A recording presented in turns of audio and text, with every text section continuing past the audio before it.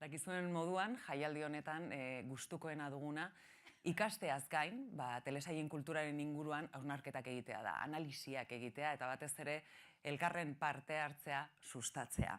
Gipuzkoako Foru Aldundiari esker gaude hemen, duela 5 urte, Kultur Faktori agentziarekin batera, guzti hau sortzeko hautua egin zutelako.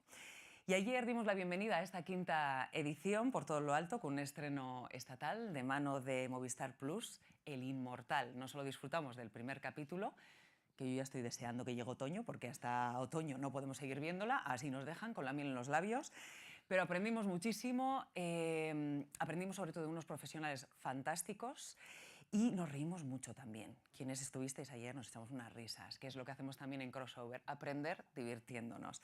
Gracias a Mariona Cubels, José Manuel Lorenzo, Domingo Corral, Teresa Riot y Jon Kortajarena. Eta gaur, ez da gutxiago izango jakina, gaur ere solasaldia eta estreinaldia izango dugu. Y lo dicho, como una de las razones principales de este festival es que discutamos, que conozcamos, que preguntamos, que preguntemos, que vayamos muchísimo más allá en lo que se ha convertido en un referente cultural, las series televisivas, pues la mesa de hoy tiene por título la gran frase del creador de The Wire, David Simon, que dice así: que se joda el espectador medio, que es un gran título, ¿eh? Además de contar con el estreno de La ciudad es nuestra, su último trabajo gracias a HBO Max. Y para eso vamos a contar con unos invitados e invitadas, con unos profesionales, bueno, fantásticos, que vienen además con muchísimas ganas, porque me han dicho que han estado comiendo, que ya vienen como con las pilas cargadas, así que tenemos que prepararnos. Vamos a contar para moderar esta mesa con la periodista de renombre y trayectoria espectacular Isabel Vázquez. Ella es licenciada en Ciencias de la Información, máster en Escritura Creativa por la Universidad Complutense de Madrid y actualmente prepara su tesis doctoral sobre ficción televisiva. Es guionista, presentadora, profesora y crítica de series. Colabora además en programas como Pulp Fiction, Likes y Taller de Movistar Plus, así como varios medios escritos.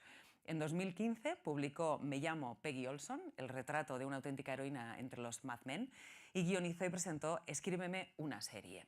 También ha escrito y presentado las ceremonias de los Emmy, de los Globos de Oro, de los Oscar y de los Feroz. Ha sido guionista para Fox, National Geographic, Disney Channel, Televisión Española y Telecinco. Fue analista de ficciones internacionales para Fox International Channels durante más de 3 años. En Canal Plus copresentó el magazine Tentaciones y los especiales Vive Poniente. Ya veis, vamos, que tiene un currículum, podría seguir, pero ya cerrando, colabora habitualmente en medios de comunicación y festivales y tiene en desarrollo varios proyectos de ficción. Y desde enero del 2017, además, yo no sé dónde saca tiempo esta mujer, es profesora asociada en la Universidad Carlos III de Madrid. Sin más dilación, Isabel, te cedo la palabra y el papel de anfitriona. Chalo Berova. Buenas tardes.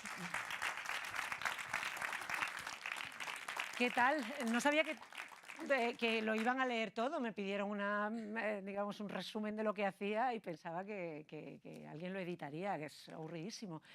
Yo lo que quiero es pediros que inmediatamente repitáis este aplauso, pero multiplicado por 10 para recibir a las 2 personas que me van a acompañar durante esta charla, que son Paloma Rando y David Trueba.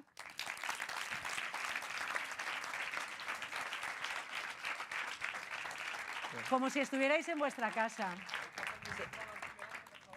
Ah, claro, cómo no. Pues disculpad que atendemos a los medios gráficos. Buenas noches. Buenas.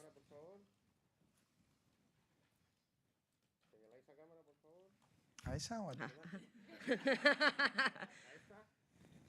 ¿Ahí? Sí, genial. Y usted no lo es. Gracias. Muy bien. Bueno, ninguno de los que estamos aquí somos David Simon, es evidente. No. Haremos lo que podamos. David. Tú eres David, es cierto, David? sí, sí. Yo no soy Tiene Simon. ahí la raíz semítica también acusada, sí. Si hubierais invitado a Enrique Simón y a mí, pues... Claro. Pues hacemos un David Simon, eso está bien visto. David Rando, que es Pues igual. esto va a ir así, ¿vale? O sea, en realidad la excusa que nos junta aquí hoy es la presentación, como sabéis, que es probablemente también por lo que habéis venido. Vamos a pasar un rato aquí juntos antes a ver el estreno de la nueva serie de David Simon, La ciudad es nuestra, creada con George Pelecanos, que es un colaborador habitual suyo, y está dirigida por Reinaldo Marcus Green, que viene de cosechar grandes éxitos en los Oscar. Hagamos un paréntesis ahí porque bueno, un punto y aparte ahí. El título de la charla es David Simon, que se joda el espectador medio. Esto sabéis que es la famosa frase de David Simon cuando todo el mundo le echaba en cara de que sus series eran demasiado crípticas o que se alejaban de lo que la gente quería, el espectador convencional quería.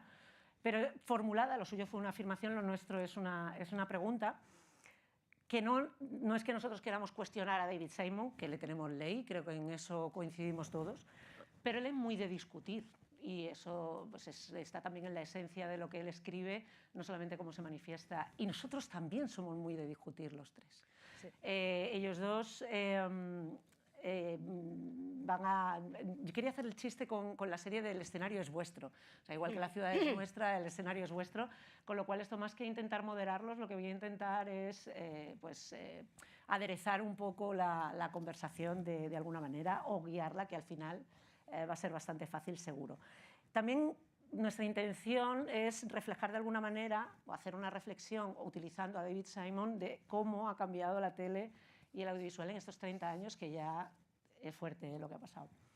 Me da vergüenza después de la presentación esta no extenderme demasiado en presentaros, pero creo que tampoco es demasiado relevante, no por vosotros, sino por la charla en sí. Paloma Rando es guionista, es columnista y es redactora, escribe en El País, en Vanity Fair, ha sido guionista de Señoras de Lampa, ha sido lo último que ha hecho muchas más series. Y David Trueba pues es guionista, director de cine, escritor, ha publicado un libro el año pasado, fue, ¿no?, Queridos Niños, que recomiendo con mucho entusiasmo. Columnista, que tenemos columnista del País mismo también, día, todos los días. También es periodista, columnista, es el hombre del Renacimiento redivido. Bueno, pues como os decía, vamos a ir proponiendo temas. La frasecita. David Simon, que es otro periodista también reconvertido en guionista, arranca realmente...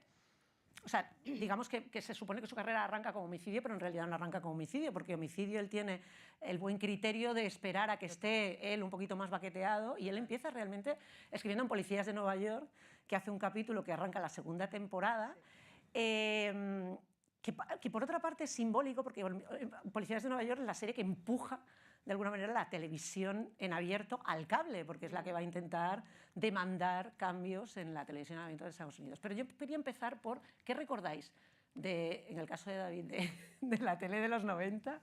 Y en tu caso, Paloma, que eras un bebé, ¿qué evocación haces tú de la tele de los 90? Por situarnos un poco en la tele de los 90. Pues yo en el año 90, igual está un poco feo 90 hablar de edad, pero ¿verdad? yo empecé la década de los 90 con 5 años. Muy bien. O sea, veías Entonces, Cajón Desastre. Sí, Los Mundos de Yuppie, el Coleo Final de la Bola de Cristal, pero a mí me gustaba mucho ver también mucha tele de adulto. O sea, yo creo que todavía en aquella época no era ese momento donde los padres estaban concienciados de que los niños no debían ver ciertas cosas.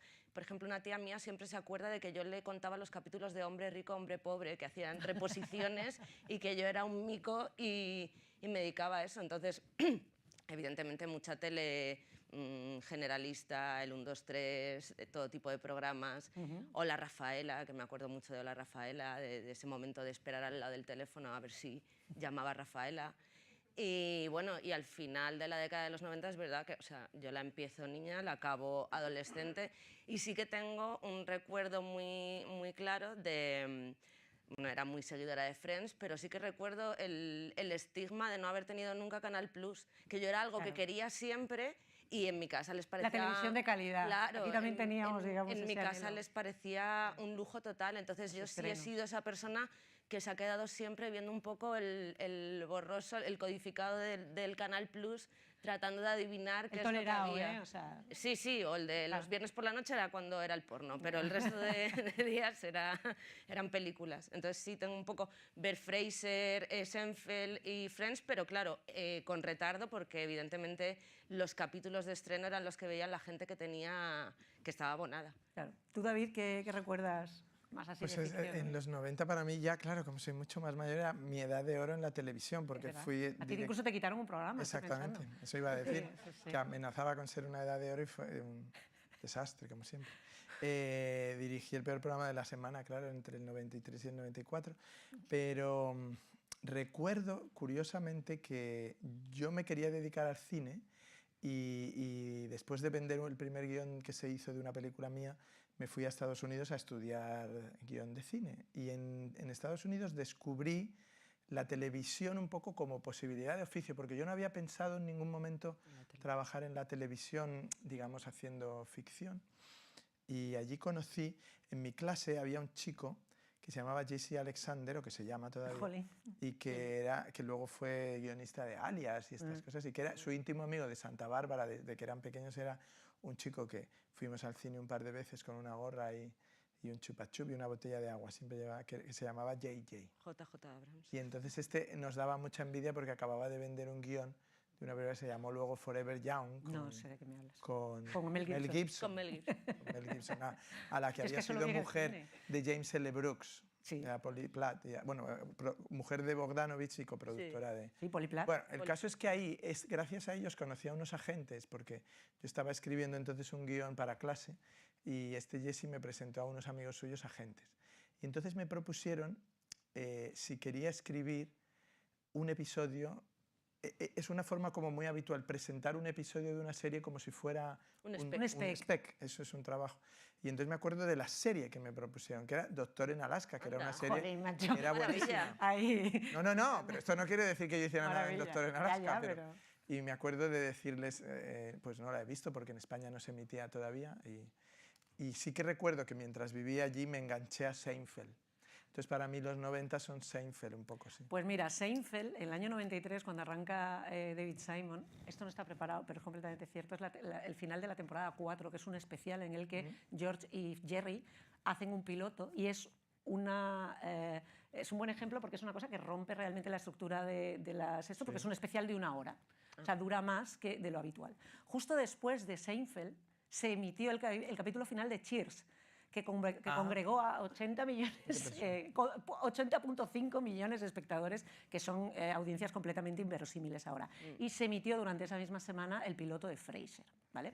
Nos va a venir bien lo de Frasier y Cheers para luego hacer una... Si te acuerdas, el episodio piloto si os acordáis, el episodio piloto, o sea, 1 de Seinfeld, es realmente Curb Your Enthusiasm. Totalmente, Sí, claro, bueno, es que... Es lo que va a ser luego la serie, lo que Total. pasa que interpretada entonces... Es que Larry David estaba por ahí ya metido. Claro. Pues vayamos a David Simon. ¿Vosotros creéis, David Simon, que debuta en abierto en la serie, como decía, que es Policías de Nueva York, que es la serie que va a intentar hacer desnudos, meter tacos, meter antihéroes, antes de que eso suceda en el cable, en la televisión de pago en Estados Unidos y se abra la veda para los hombres difíciles? ¿Vosotros creéis que David Simon, o fantaseado un poco sobre cómo podría David Simon haber desarrollado su carrera en abierto? ¿Cómo hubiera sido posible? Quizá la pregunta sea, ¿hubiera sido posible lo que conocemos como David Simon con las limitaciones del abierto?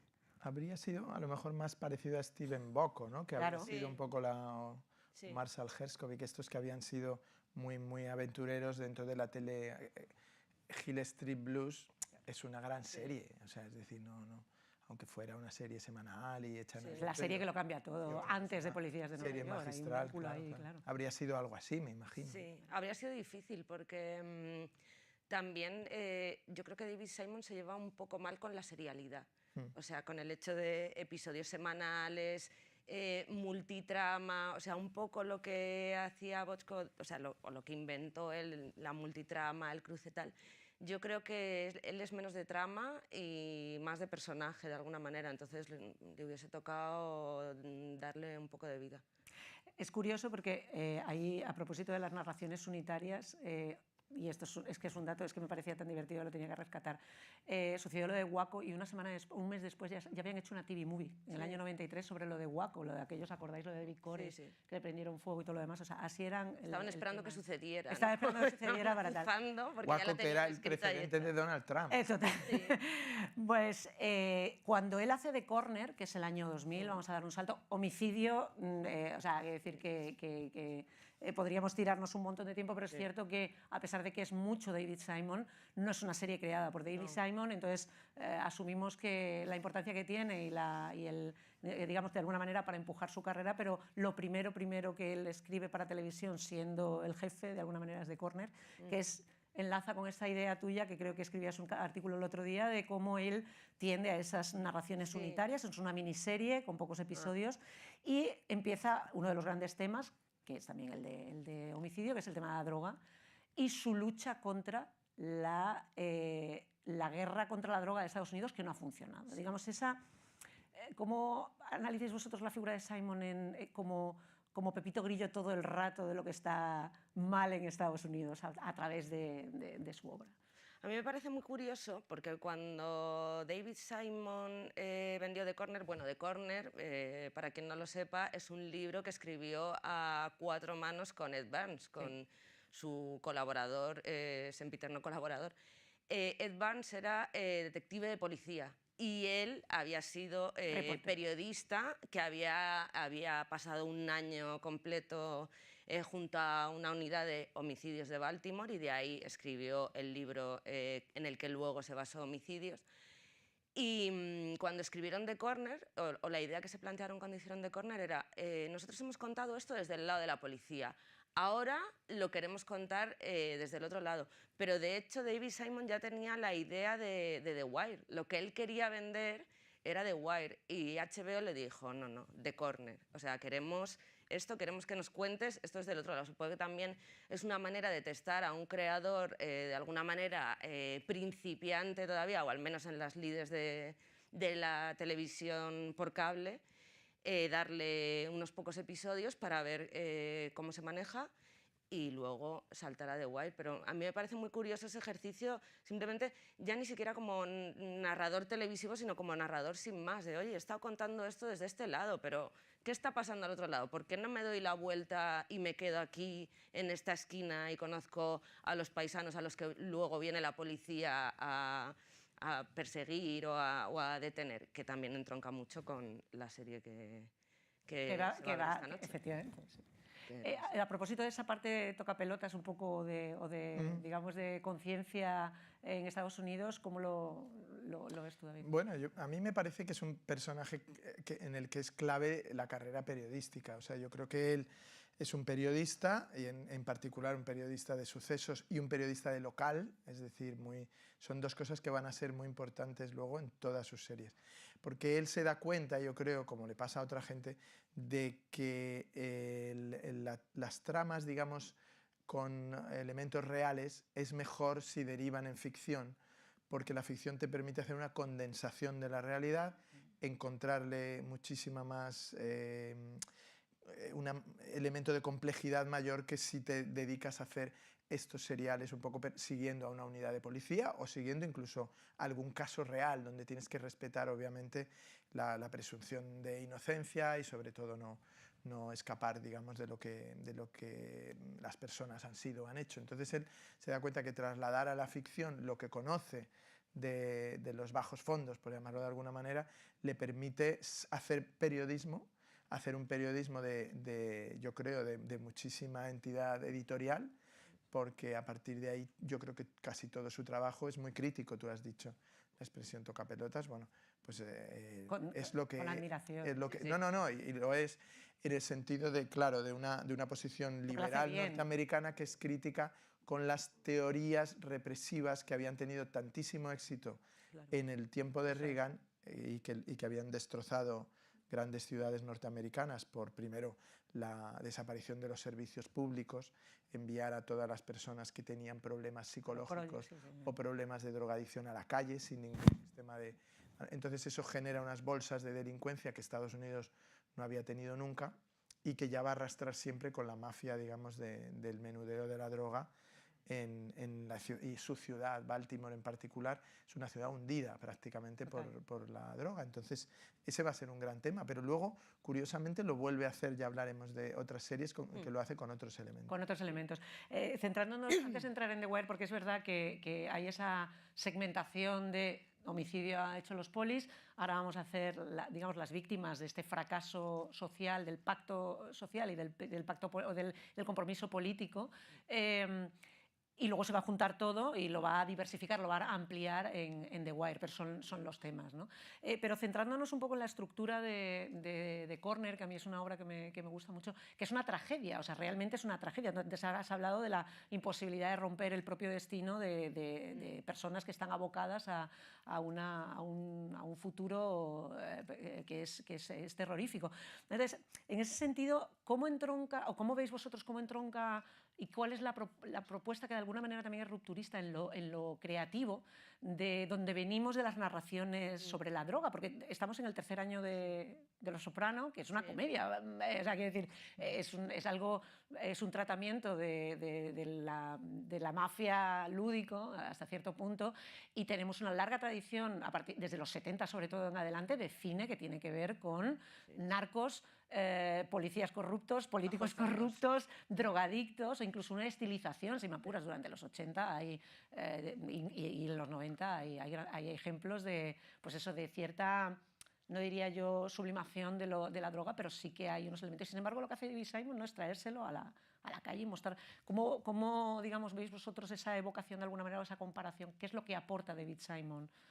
Mira, hay una reflexión que le he leído a él en algún momento, ya no sé dónde, que ahora que en las últimas décadas se habla mucho de la televisión como el lugar donde trabajaría Shakespeare ahora mismo, él dice, al hilo de esa comparación, él dice que él nunca pretendió acercarse a la televisión de un modo shakespeariano, por así decirlo, pero que sí pensó en acercarse a la televisión de un modo trágico. O sea, que para él los referentes eran Sófocles, Esquilo, y que, o sea, es que ni al pelo. O sea, el destino de un personaje marcado desde su origen. Y sí que creo que una cosa muy buena que hace él es que te muestra a los personajes de una manera muy cruda, pero de alguna manera consigue que te encariñes con ellos, o sea, que de alguna manera, sin ser nunca cursi, no es sin ser nunca afectado, no es sin ser nunca condescendiente, condescendiente, yo creo que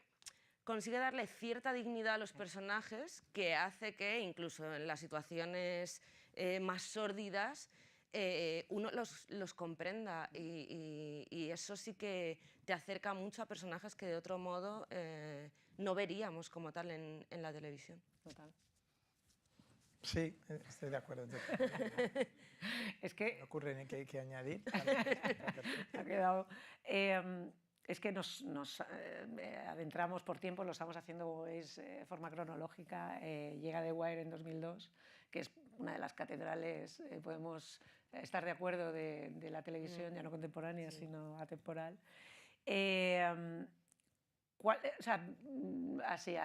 es vuestra experiencia con la serie? ¿Cómo la veis? ¿La veis como la mayoría de la gente y como tantos lamenta él años después de que necesitara él que viéramos la serie y que habláramos de ella? ¿Es esa vuestra experiencia? O sea, vosotros la descubrís también como... Yo la descubrí, pues eso, a toro pasado ya, terminando la última temporada es cuando empiezo yo a aficionarme a esto. Yo también. Yo, de hecho, creo que ya estaba terminada su emisión completa porque me compré el cofre directamente. Y o sea, apostaste sobre seguro, ¿no? Sí, Es como, sí. aquí me la juego. Ya de ahí la vi del tirón. Pero sí, yo creo que la vi como... no sé, 2008 puede ser, 2009, 2010, no, 2008 diría, sí. Y, o sea, no quiero condicionar tampoco vuestra apreciación de la serie si os gusta más otra de David Simon o tal, no hace falta que coincidáis en esa afirmación tan rotunda de que es una catedral, a lo mejor a vosotros no os lo parece. ¿Os parece que es tan relevante? ¿Os parece que es menos relevante que otras series similares o contemporáneas? Si hablamos por gusto personal, yo para mí sí es mi serie preferida de David Simon, desde luego.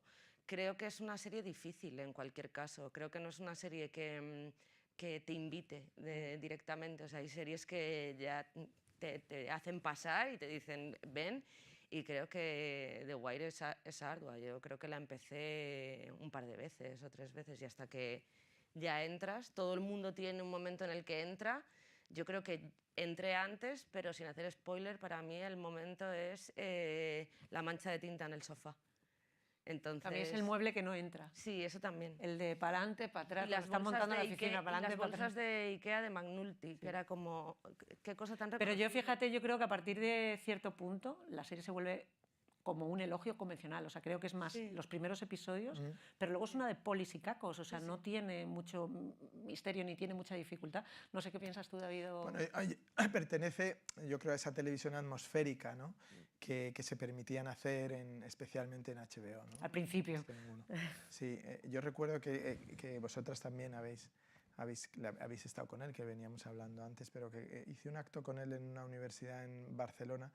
Y entonces él me dijo, la clave mía fue que en un momento dado me hicieron un contrato en exclusiva con HBO, es decir, el contrato le exigía no trabajar para otra cadena, y entonces lo que ocurría era que él proponía un proyecto a la cadena y la cadena le decía que no, y entonces la cadena le proponía un proyecto a él y él decía que no. Y entonces me decía, esto dura aproximadamente 2 años, y cuando los directivos se dan cuenta que me están pagando un salario mensual altísimo por no trabajar, llegamos a un acuerdo y me dicen, venga, haz esto. Dice, pero lo hacen ya con una sensación de fracaso por anticipado. Y yo creo que es verdad que The Wire es una serie que funciona para un determinado público porque es un fracaso. Claro. Y El por underdog, lo tanto, ¿no? como no se plantea ser una serie que quiera gustar a todo el mundo, que quiera, de ahí la expresión que hoy nos trae aquí, ¿no? Eso le da una rítmica y le da un desarrollo y le da tal que efectivamente yo también lo creo que se va haciendo más y más seria a medida que avanza, y porque al final la narrativa es muy poderosa e incluso la gente que quiere romper las estructuras narrativas acaba por agarrarse a ellas, porque si no se muere. O sea, le ha pasado a los creadores de Breaking Bad con Better Call Saul, es otra serie que no quieren que trate de nada, que todo sea atmósfera, atmósfera, atmósfera, pero hay un momento que ellos mismos dicen, Dios mío, dadme una línea narrativa, vamos a acabar esto como sea. Tiene que tener un sentido nuestra vida, ¿no? Pero incluso, ahora que hablas de Breaking Bad, que es una serie que esto que estamos diciendo lo lleva hasta las últimas consecuencias, porque tú ves la primera temporada de Breaking Bad y ves el resto de la serie, y es una serie que termina convirtiéndose en un blockbuster. O sea, tiene estructura ya no convencional, o sea, es como crowd pleaser, o sea, es como para todo el mundo, que vengan, que vengan. Según va subiendo su aceptación popular, que se va engrosando el número de gente que va viendo la serie y que la conoce, ahora me refiero a Breaking Bad, la serie se hace muchísimo más vulgar en ese sentido, en el sentido de más accesible.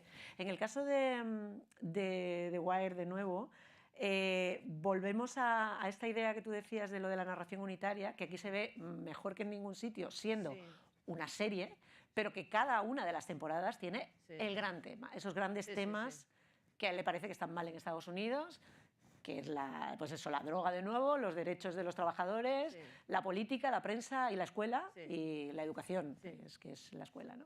¿Tenéis una preferida? ¿Tenéis un capítulo de este Pentateuco favorito? ¿O tenéis debilidad por alguno o por algún tema? A mí me gusta la que digamos transcurre entre los estibadores. La segunda. A mí también. Es la más política, también es también. muy crítica, los personajes tienen muchas capas, nadie es bueno, nadie es malo, que es una cosa muy desacostumbrada en la televisión y en el cine norteamericano, ¿no? La que suele gustar más, yo creo en general, es la cuarta. A los niños. Sí, entiendo por qué. Terrible. Pero yo también me quedo con la segunda. De todas maneras, hay un lugar común que yo detesto, que cada vez que oigo a un periodista decir esto, o a un director de cine, o a un guionista, pongo la cruz automáticamente. A ver. Pero que es verdad que Verá, espérate. en The Wire, de alguna manera, no voy a decir Dilo. Baltimore es un personaje más. Eso es lo que creo que no hay que decir bajo ningún concepto. Creo que lo he dicho en las 2 entrevistas. No lo tengas en cuenta, son los periodistas. Necesitan titulares. Es culpa de los periodistas. No, pero es verdad que es algo parecido a lo que luego hará con Tremé de alguna manera. Sí. O sea, la idea de contar su ciudad y contar eso también. Yo creo que le da la misma dignidad que le da a los yonkis, la idea de, fíjate que están intentando acabar todo el rato con esta ciudad por todos los frentes y no lo consiguen. Oye, sigue habiendo aquí gente dispuesta a dar el callo por otra gente y por la comunidad, de alguna manera. Eso está de fondo, de alguna manera. A mí hay en la segunda temporada de The Wire, evidentemente está el personaje de Franz Sobotka, que es el que articula toda la temporada y es el héroe trágico de tal. Y sin embargo ayer, y esto es real, o sea, sin volver a ver la serie y de alguna manera intentando tomar notas de lo que recordaba, me acordaba de Siggy Sobotka y el pato en el bar, que se llamaba el pato al bar y le daba de beber y el pato, spoiler, mataban al pato porque le dejaban con un plato de whisky en el esto, que son como ese tipo de detalles que, por ejemplo, en The Corner no están, o sea, The Corner no tiene ni pizca de humor y que, sin embargo, en The Wire sí se los permite, ¿no? O sea, que hay la camaradería y incluso los momentos, los tiempos muertos en The Wire son muy suculentos. Las conversaciones esas de coche, yo recuerdo una que era de Britney Spears, ¿no? Que se ponían a hablar de que es como... Los matones estos que luego matan a uno con una pistola de clavos, están ahí hablando, pues eso, de raperos, Pero eso yo creo que tiene mucho que ver ya con el éxito de Los Soprano también, ¿no? Que es el que marca ese costumbrismo. Y también, no hay que negarlo, aunque sea un personaje más siniestro, con el éxito de Tarantino. Claro. Que es también alguien que usa mucho esa conversación lateral mientras está sucediendo algo. Los personajes están hablando de Madonna, están hablando de la hamburguesa, un Big Mac, de no sé qué, de tal. Royal with cheese. Mientras esperan ahí a matar a no sé quién, ¿no? Total. Y luego en la línea más... O sea, probablemente cuando te dicen, ¿qué línea te hubiera gustado escribir de diálogos? A mí me hubiera encantado escribir eso que le dice Franz Sobotka al jefe, o sea, a uno de estos sindicalistas corruptos que viene a pedirle la mordida allí al despacho ese, que es una especie como de cajón en mitad del puerto, y ya que le tiene cabreado como una mona, le tira una caja de zapatos y le dice, pruébatelos, creo que son de tu número, y está lleno de billetes hasta arriba la caja de zapatos. Es curioso porque me contaron que en el cine español, cuando había que pasar censura con Franco, que también cobraban todos los censores y el ministerio cobraban mordidas, usaban cajas de zapatos. Y que el ministro del ramo, o el que entonces se llamaba secretario general de cine o algo así, que lo que solía decir, pues cuando le paraban una película al productor, ¿no? El segundo del ministro que no la podían era, estrenar, ¿no? Y entonces le decían, esto va a haber que hablar con el ministro, esto va a haber que hablar con el ministro, y ya sabes, calza un 43. Y entonces que ahí ya era un código, digamos, como un poco lo de los comisionistas ahora, el calza un 43 era que había que llenarle una caja del número 43 de billetes. Nosotros lo hicimos primero, David. Esto Franco lo inventó popular. Todo, eso está clarísimo. Da mucha envidia porque dices que no se podría hacer trasladándose el lenguaje, por ejemplo, a las luchas sindicales con el cierre de la minería en Asturias, o cuando descubrieron la corrupción de Villa, del legendario sindicalista asturiano. Claro, la mafia policial en Madrid, en la transición, ¿no? Del Nani y de todo esto, que estaban todos hasta aquí de mierda y eran policías todos del franquismo que mantenían además la corrupción y la tal, y encima se denunciaba la inseguridad ciudadana que ellos mismos fomentaban, ¿no? Es muy habitual. A propósito de la corrupción, está la corrupción, digamos, en estos entornos que además él podría perfectamente adoptar una postura defensiva o militante como partisano, vaya, y sin embargo lo que hace es meterse a sacar las caquitas de todo el mundo. Luego se va al ayuntamiento y hace lo propio con Carchetti, que es otro de esos personajes siniestros que también... o sea, la política local también es una de las bestias negras. Yo creo que él está obsesionado con la importancia de la política local, porque además hace una serie que para mí es una de sus mejores series, aunque fue quizá la que menos relevancia ha tenido, que es Show Me a Hero, que es una serie sobre la importancia de las instituciones, digamos, por encima del populismo, ¿no? Es decir, como un juez puede determinar, digamos, más la justicia sobre las propaganda de los políticos, etcétera, ¿no? Y es una serie también trágica, también una serie que tiene unos elementos de cercanía, ¿no? Está radicada en un tiempo concreto, en un barrio concreto, en Yonkers, y cuenta, yo creo, muy bien, ¿no? ese aspecto de la política. Quizá tiene una parte que también le pasa, y quizá le pasa más últimamente, que es que se pone un poco blando en algunas cosas. Es decir, él tiene una cierta conmiseración de los inmigrantes. Qué debilidad, claro. Y entonces sí, hace unas escenas un poco a veces demasiado. Yo creo que esa serie solo tiene ese punto débil, pero todo lo que es relativo a la escena política, con Oscar Isaac, Alfred Molina y tal, es muy suculento, ¿no? Está muy bien. Sí, sí. Es verdad que ahora llegaremos también un poco por tiempo a Show Me a Hero, pero sí que es verdad que él...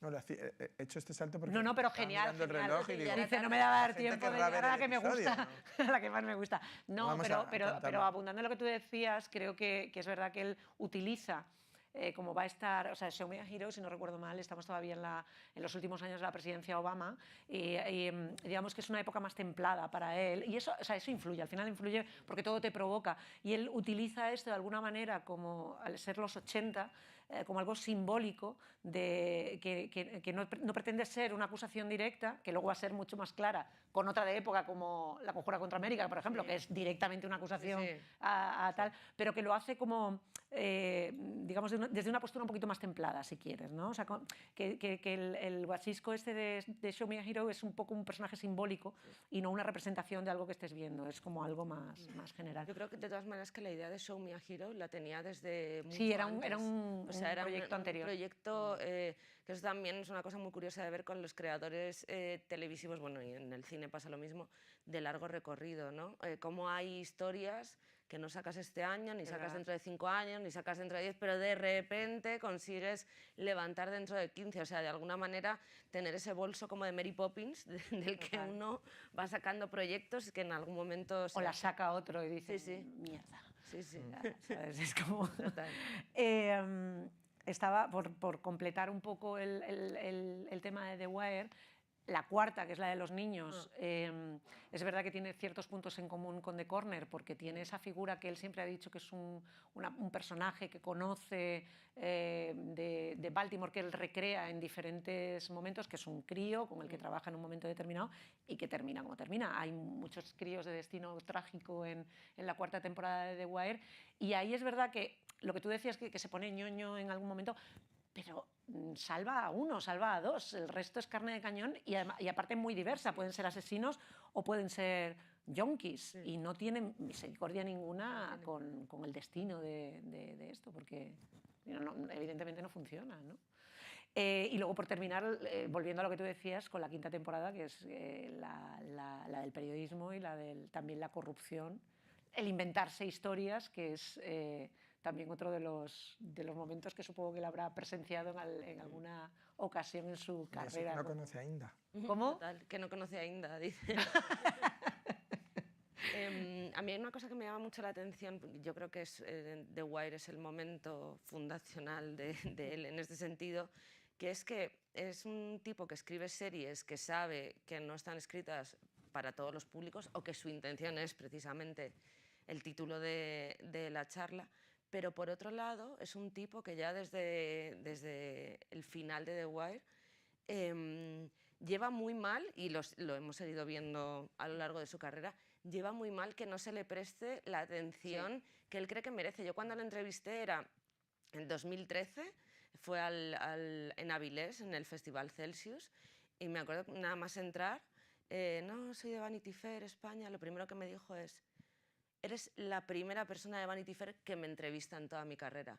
Como diciendo, Vanity Fair, esta edición norteamericana, jamás ha querido entrevistarme o ha considerado digno entrevistarme. Esto era 2013, vamos, que todavía quedaba mucho recorrido, pero que sí que me llama la atención. ¿Y tú crees que es porque él se siente, o sea, por una cuestión de egomanía, o porque él se siente ungido de alguna manera con la responsabilidad o con la verdad y que tiene atribuciones? Yo creo que es algo, o sea, ahora me pongo en su lugar, es algo que te toca mucho las narices, ¿no? Yo lo entiendo perfectamente, porque a mí nunca me ha entrevistado El País Semanal.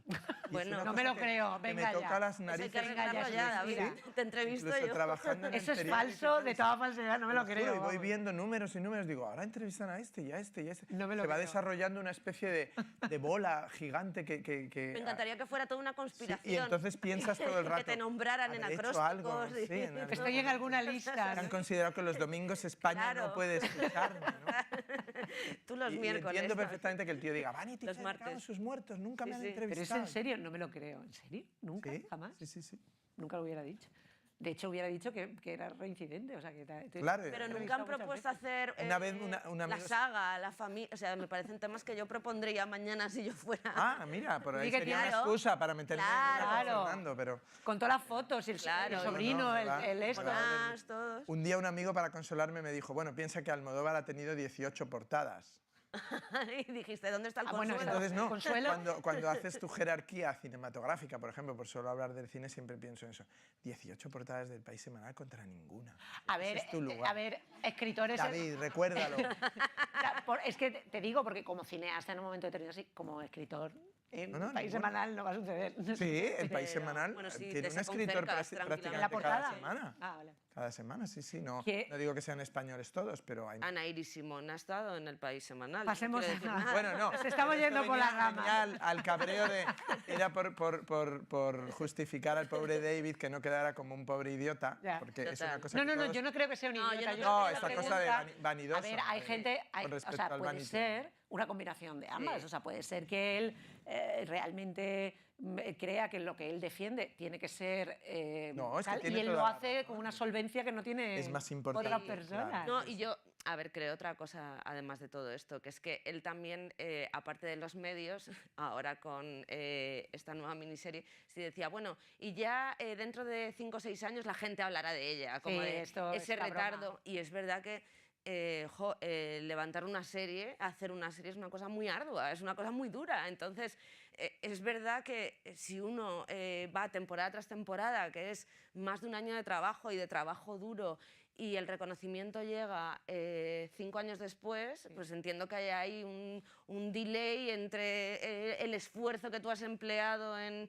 hacer tu serie y cierto reconocimiento que dices, pues ahora ya hablad de la que estoy haciendo, no habléis de... Pero de podemos nada de hace establecer que 10 David años. Simon, es verdad que The Wire tarda en cuajar, pero una vez sucede The Wire, Sí. él puede decir misa, él ciertamente no es Joe Whedon, no es Peter no, no. Spielberg, no tiene ese tipo de impacto de relevancia, pero no es un director cualquiera y lo que él hace sí tiene impacto. O sea, aquí entra Pero lo, de él lo no que está pensamos... en Los Ángeles, no es, Claro. no es una persona... Pero él de- no quiere estar en Los Ángeles. No, por eso, O sea, que él no está en ese epicentro. él no juega a de- eso y aquí podemos hablar de esa idea, o sea, eso que está tan prostituido como lo de serie de culto, autor de culto, Claro. Sí. que muchas veces se confunde con autor de masas. No, un autor de culto será algo que tiene una cierta restricción. Depende de quién sea, tendrá una, digamos, una interpretación distinta. O yo lo Sí, interpreto así. no, es verdad, es que hace un poco de tele de autor, ¿no? Claro, o sea, él tiene, pero tiene una fanbase muy militante Sí. y muy, o sea, es un nicho amplísimo, porque David Simon no es, no sé, es que...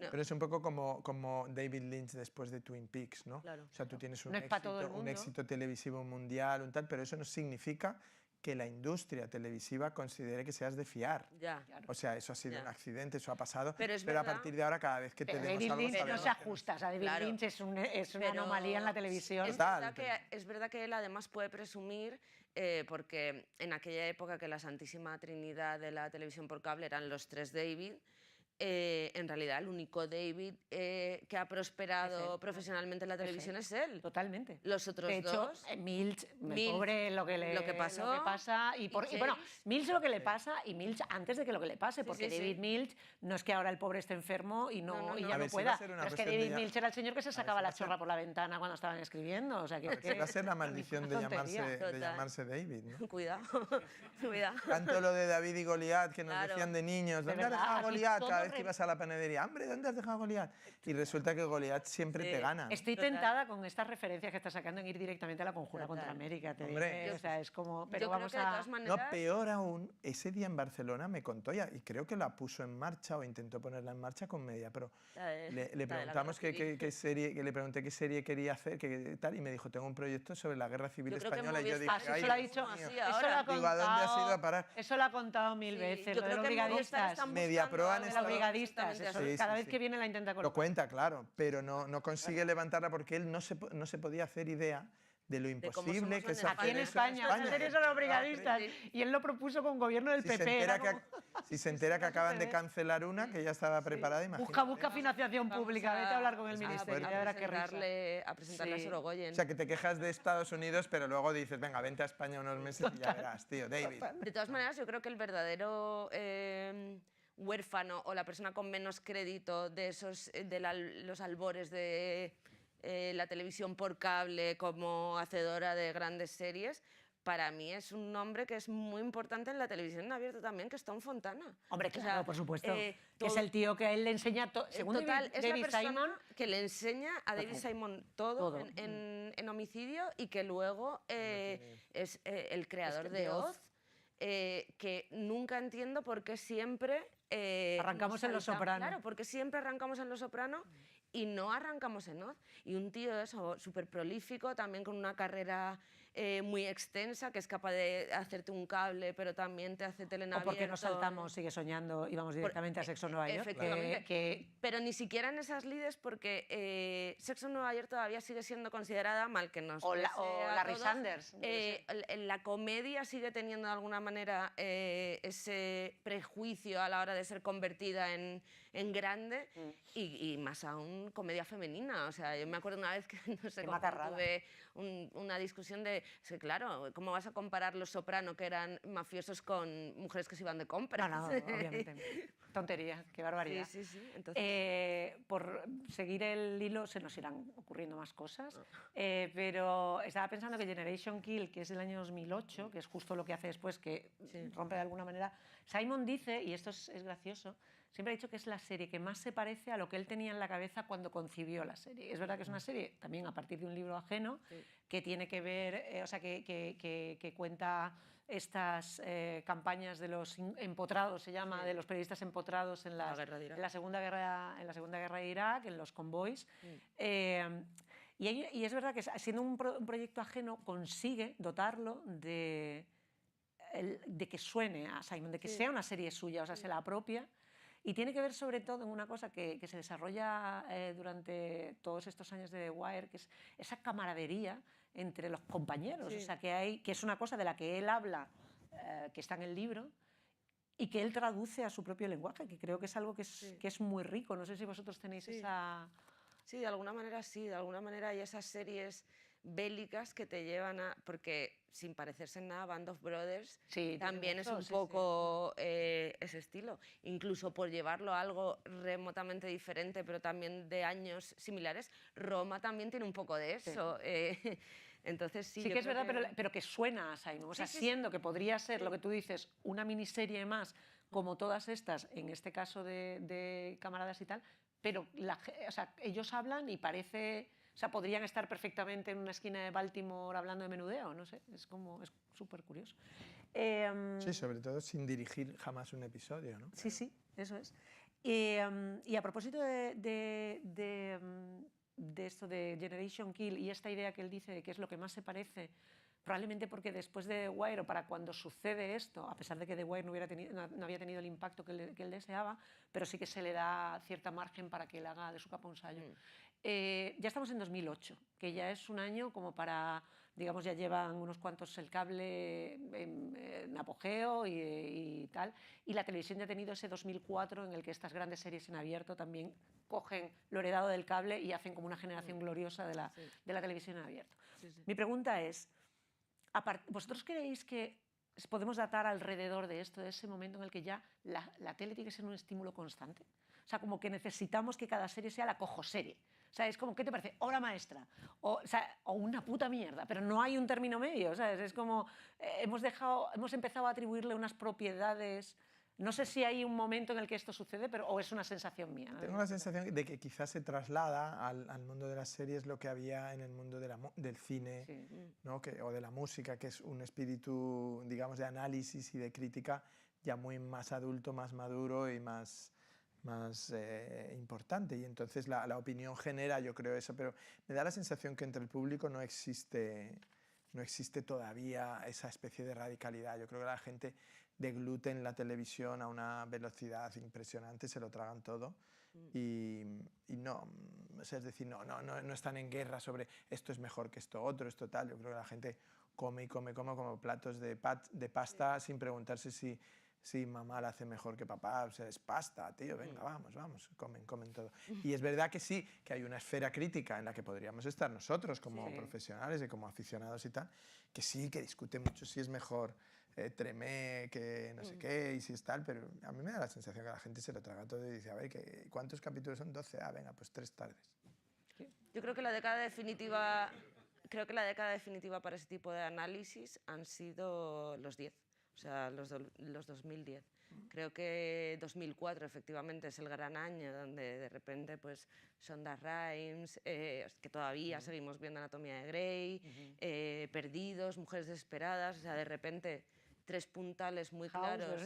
House, Verónica Mars, o sea, de repente unos puntales muy claros de la televisión en abierto destacan. También es verdad que igual nosotros lo percibimos desde otro sitio.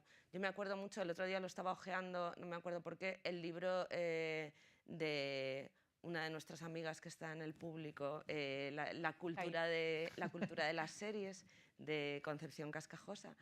Y es verdad que todo esto, al menos en España, termina por cristalizar en la década del 2010. Me parece que la primera vez que, por poner un referente, que Babelia dedica un especial a las series es el año 2014.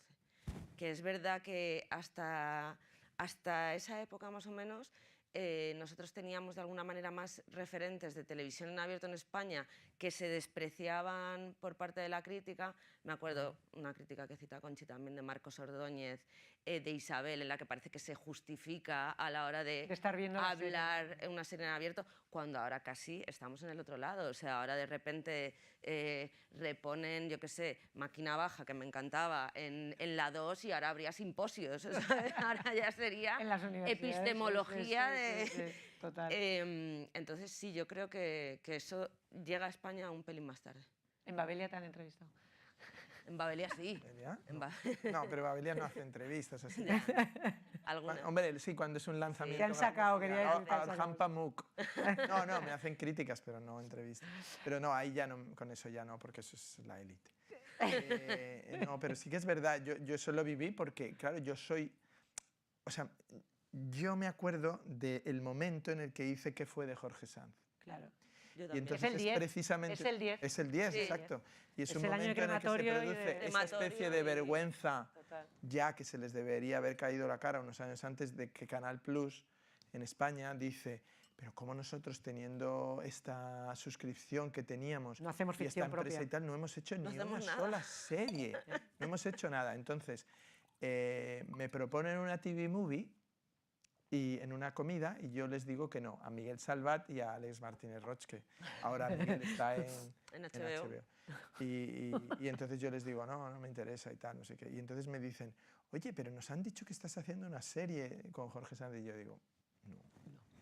Es que no me acordaba que había hecho... Jorge Sanz tampoco. No, que había hecho un piloto, pero para dárselo a él, para que lo moviera, porque la idea la había movido por algunas productoras y le habían dicho que no. Y entonces ellos ven ese episodio y deciden hacer 12. Yo les digo que yo 12 no puedo hacer porque querían tal y hago 6. 6 y de media. Pero tenía que ver exactamente, me ha recordado cuando has dicho esto de los 10, porque tenía que ver con eso, con un cierto sentimiento de culpa de por qué España, que era una potencia en las series abiertas, es decir, era una potencia que tenía podía presumir de tener médico de familia, farmacia de guardia, Los Serrano, éxitos brutales. Exportadora de series. Y sin embargo no hacían series laterales, que es lo que se hace siempre cuando tienes éxito, que es decir, oye, pues como yo ya tengo el detergente Ariel, la misma marca, voy a hacer las Ariel, Arielitas. eso es, vamos a hacer ahora una cosa para limpiar las llantas de los coches súper especializada para los aficionados a la Fórmula 1, yo qué sé, cualquier cosa que dignifica tu vida, ¿no? Y es verdad que eso es una deuda mayor todavía en el caso de la televisión española, porque es verdad que la televisión española de los 70 y de los 80 hacía ficciones muy buenas. Muy buenas, sí, o sea, que no tienen nada que envidiar a ninguna serie norteamericana de las que consideramos. O sea, en España en los 80 había autores televisivos. O sea, y había gente que estaba o sea, desde el principio. O sea, que es que haya habido autores largos recorridos. No, la televisión en España siempre ha sido muy... Claro, Armiñán hace Júcar en los 80, pero está escribiendo desde los 50. O sea, es que desde el principio. Él puso... O sea, es que Paseo de la Habana lo montó él. La edad de oro de las series españolas es los finales de los 70, los 80. Los anillos de oro. Los anillos de oro, claro. claro, de la sí, televisión sí, española. ya empieza a sonar la banda sonora. Juncal. Antón García Abril Cantaba está ya Juncal. sonando. Las en esta sintonías, cabeza. yo estoy oyendo ya Vainica Doble. Bueno, y no hemos hablado de Verano Azul.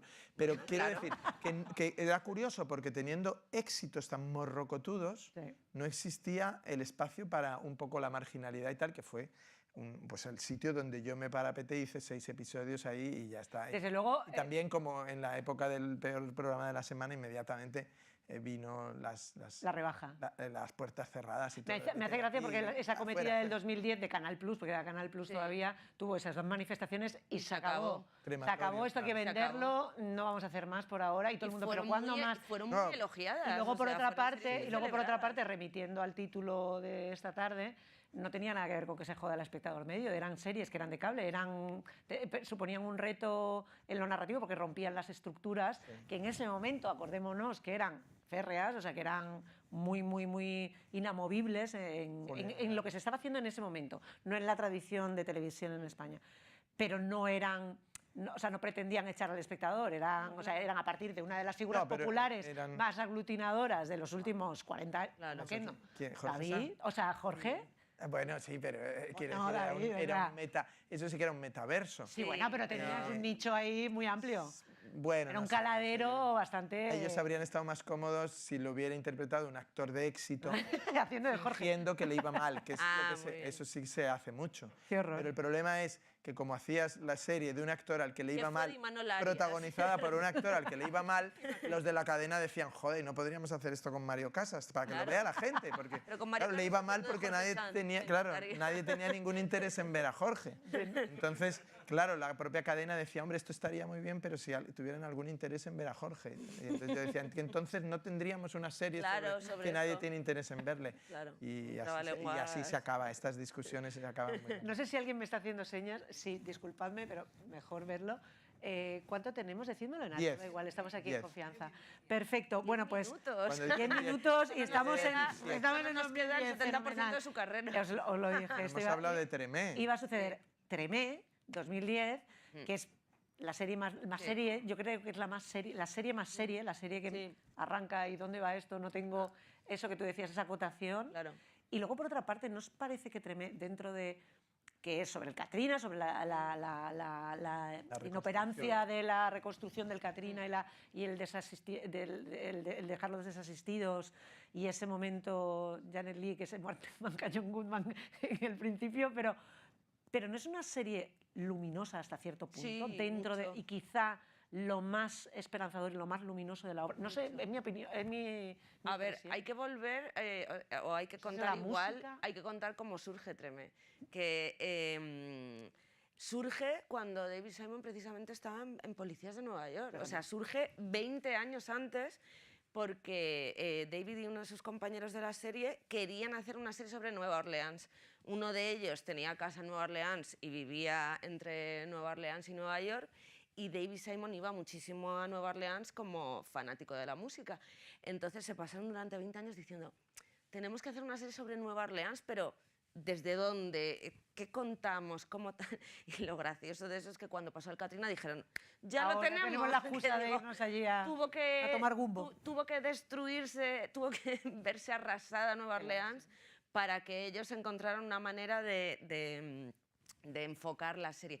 Y lo que cuentan, de hecho, y lo que tenía David Simon claro que quería contar, que evidentemente cumple, es la idea de quiero contar una historia de una ciudad donde nada funciona, pero la cultura pervive. O sea, la cultura de alguna manera sirve como paraguas de toda la sociedad. Él contaba que en Harvard presumían de que el jazz lo habían inventado ellos porque William Randolph Hearst, que había sido estudiante de Harvard, fue el que alimentó la guerra de Cuba. En la guerra de Cuba todas las unidades militares llevaban una banda de música y cuando volvieron de la guerra vendían los instrumentos a 2 duros. Qué poca vergüenza. Vendían los instrumentos a 2 duros porque no tenían dónde caerse muertos, entonces los vendían tan baratos que cualquier niño de la calle podía comprarse una trompeta, un trombón, y que de ahí surgió el jazz. Eso decía William Randolph. Sí, sí. No lo decía William Randolph vale, Hearst, decía que en Harvard presumían de que precisamente todos los orígenes del jazz venían desde uno de sus antiguos alumnos. Entonces, esa pasión, yo creo que por la música y por la cultura y por algo que pervive, por mucho que intentes machacarlo, que también está en Baltimore, yo creo que es lo que baña Tremé. ¿A ti te gusta mucho? Sí, a mí me gusta, sí, sí. Porque yo creo que Nueva Orleans es Cuba, ¿no? Es lo que para nosotros debería ser Cuba. Es como una isla ha resistido la crisis, el bloqueo, la degradación de su vida económica y tal.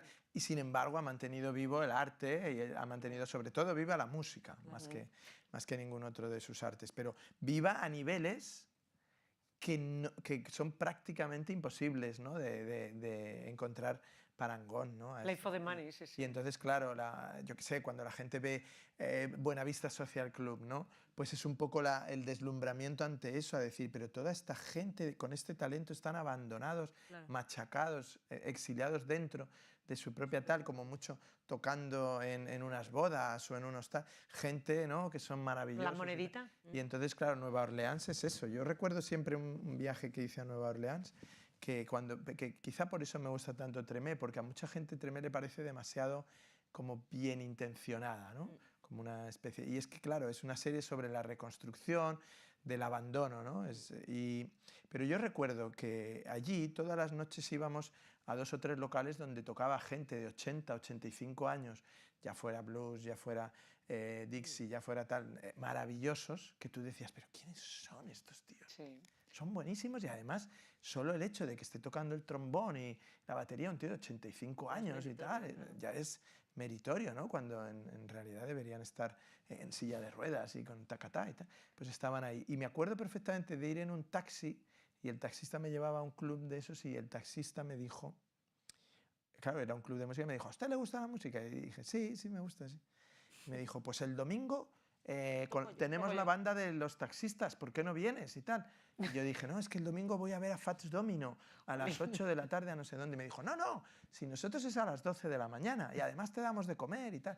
Y entonces me dio la tarjeta con la central de los taxis y efectivamente allá fuimos.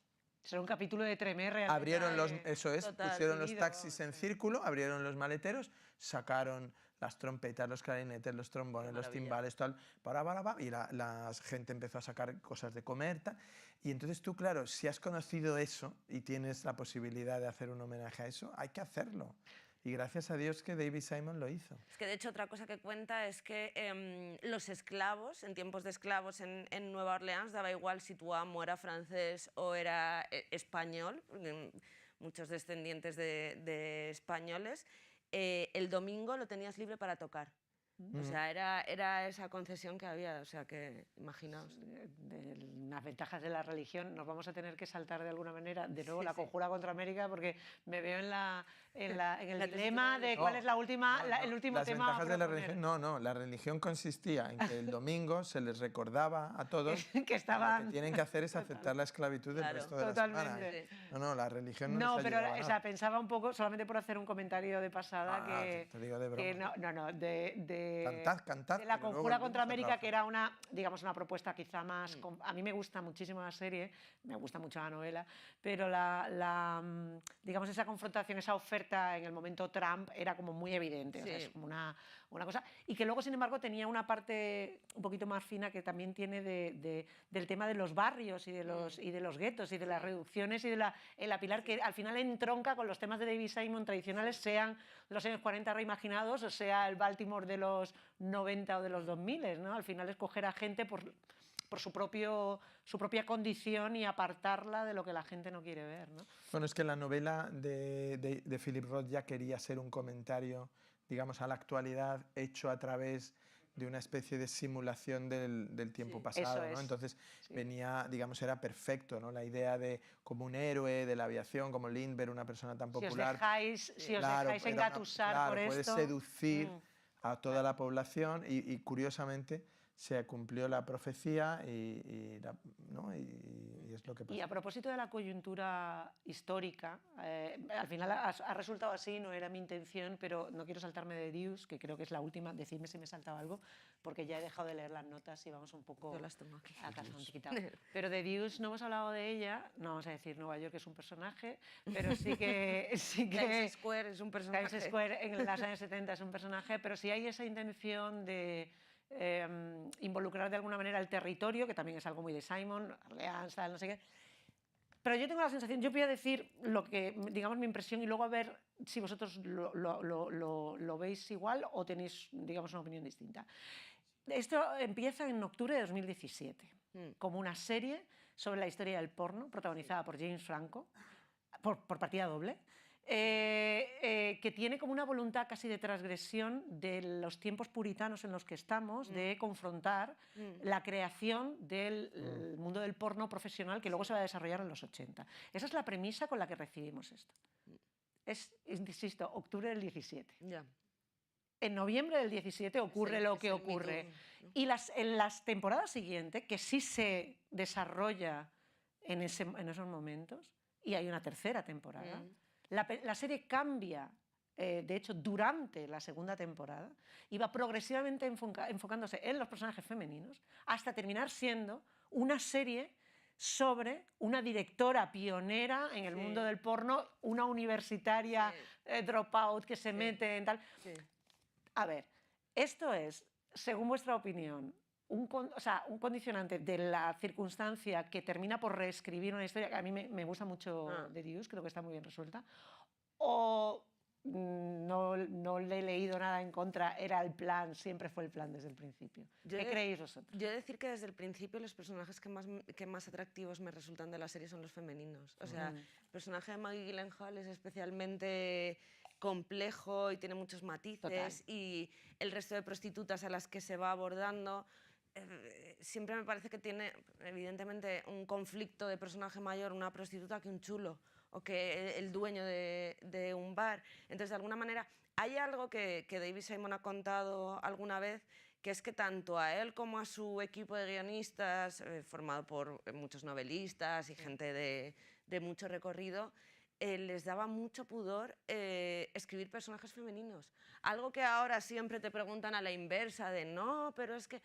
Pues cuando hicieron Tremé era la primera vez que en The Wire hay unos cuantos personajes femeninos, pero evidentemente no con los arcos tan complejos como los han hecho ellos después, y que les daba mucho pudor acercarse a contar personajes femeninos porque se veían de alguna manera incapacitados, y que se empezaron a atrever con Tremé, efectivamente. Y yo creo que The Deuce es un poco él terminar de envalentonarse. O sea, probablemente el Me Too es de noviembre de 2017, pero sabiendo cómo funcionan las series, probablemente la segunda temporada de The Deuce ya estuviera escrita de antes, de alguna manera. Entonces, puede ser que algo, evidentemente, esos impactos sociales nos influyen, pero no solo a David Simon, nos influyen a todos. Pero yo no termino de ver tan claro que eso cambiara el rumbo de la serie. Tendríamos que preguntarle a él. Yo creo que se toparon con un problema, que es que el porno, como el fútbol, no hace buen cine. No hacen buen cine. Claro. Es una mezcla que no funciona, porque son espectáculos en sí mismos. Claro. Y tienes que verlos en el contexto de ese espectáculo. Es decir, tú el porno lo sacas del visionado, de la aplicación de la práctica. Persona que está copulando, con una pulsión sexual y no tiene tal. Tiene y nada. el fútbol lo sacas de la pulsión del partido en directo y no te queda nada. Entonces lo que hay que tratar es la lateralidad de esos espectáculos o de esos negocios, ¿no?